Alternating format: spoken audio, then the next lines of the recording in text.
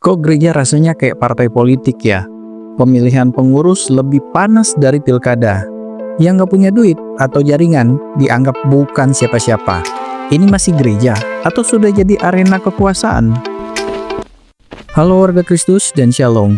Kalau kamu merasa kecewa, muak, atau bahkan nyaris mundur dari pelayanan gara-gara politik gereja, kamu tidak sendiri. Banyak jemaat dan pelayan Tuhan yang merasa bahwa semangat kekeluargaan di gereja telah digantikan oleh kepentingan pribadi, kelompok, dan bahkan money politik. Tapi apakah ini memang sesuatu yang wajar atau sebenarnya ada yang sangat keliru? Sebelum kita bahas, persiapkan imanmu karena ini sangat sensitif.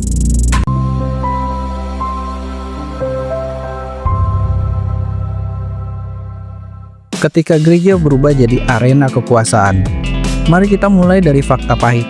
Setiap pemilihan pengurus gereja, suasananya lebih tegang daripada rapat politik nasional. Ada bisik-bisik di lorong gereja, ada tim sukses diam-diam, dan kampanye terselubung, dan ada money politik. Kalau kamu pilih saya, nanti kamu pasti saya libatkan. Kalau saya terpilih, nanti saya bantu pelayanan kamu juga bisa naik. Rasanya seperti tubuh Kristus berubah menjadi medan lobi dan manuver.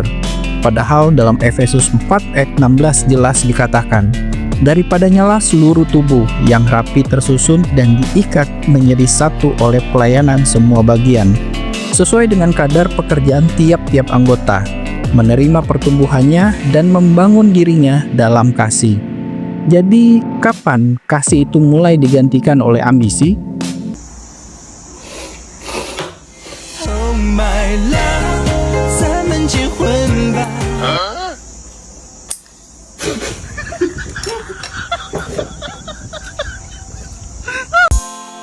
Pelayanan jadi seperti pekerjaan kantoran. Saya pernah diajak ngobrol oleh seorang aktivis gereja yang curhatnya seperti ini. Kak, saya tahu capek. Pelayanan ini udah kayak kerja kantoran. Ada target, ada tekanan, ada evaluasi tahunan. Padahal katanya ini untuk Tuhan. Lalu ada juga cerita seorang ibu yang suaminya aktif pelayanan, tapi di rumah anak-anaknya kurang perhatian. Saya seperti orang tua tunggal, semua waktu, semua tenaga, semua uang habis untuk pelayanan. Tapi rumah tangga kami tetap berantakan. Ingat ini baik-baik, Tuhan tidak pernah memanggil kita untuk mengorbankan keluarga demi pelayanan. Tetapi Tuhan memanggil kita untuk menjadikan keluarga sebagai ladang pelayanan pertama. 1 Timotius 3 ayat 5, sebab jikalau seorang tidak tahu mengatur rumah tangganya sendiri, bagaimana ia dapat mengatur jemaat Allah?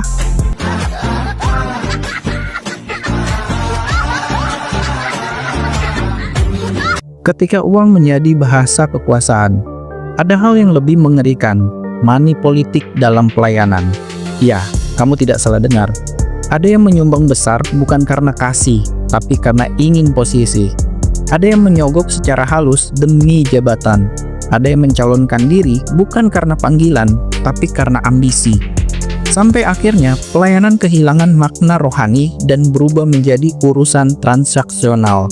Bukankah Yesus pernah mengusir orang-orang yang menjadikan rumah Tuhan sebagai sarang penyamun?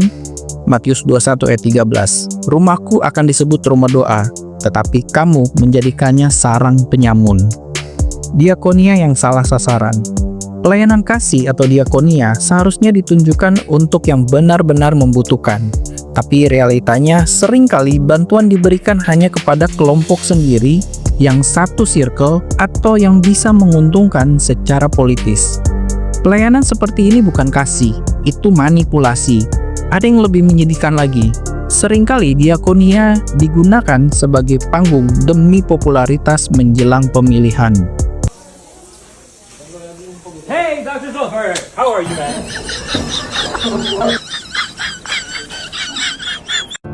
Kenapa politik bisa masuk ke gereja? Mari kita jujur, gereja adalah komunitas manusia, dan selama ada manusia, selalu ada ego.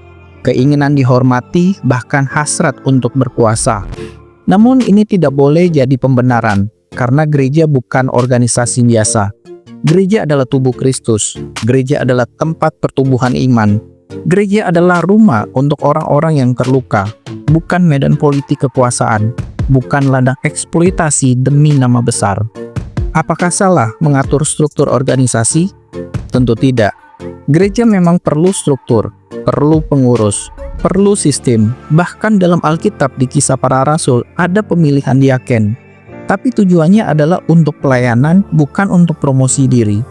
Dalam Kisah Para Rasul 6 ayat 3, pilihlah 7 orang dari antaramu yang terkenal baik dan penuh roh dan hikmat, supaya kami mengangkat mereka untuk tugas itu.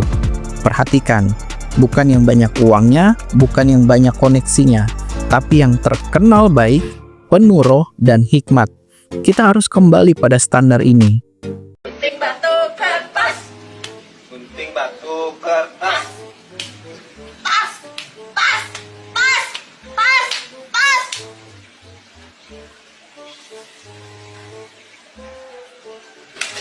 Dampaknya lebih gawat dari yang kita sangka. Kalau politik terus meracuni gereja, maka anak-anak muda akan kehilangan respek terhadap gereja. Jemaat biasa akan merasa gereja bukan tempatku lagi. Orang baru akan trauma dan kabur, dan nama Tuhan akan dipermalukan di tengah dunia. Kita mungkin pikir ini urusan internal, tapi dunia melihat, dan dunia akan menilai Yesus dari apa yang mereka lihat dalam tubuhnya, yaitu kita, gerejanya. Lalu apa solusinya? Kembali pada dasar, pelayanan karena kasih, bukan ambisi. Pemilihan pengurus berdasarkan karakter, bukan koneksi ataupun uang. Transparansi dan akuntabilitas dalam keuangan dan program. Pemuritan bukan cuma program, agar setiap pelayanan bertumbuh secara rohani. Dan yang terpenting, pemimpin rohani harus menjadi teladan, bukan aktor politik.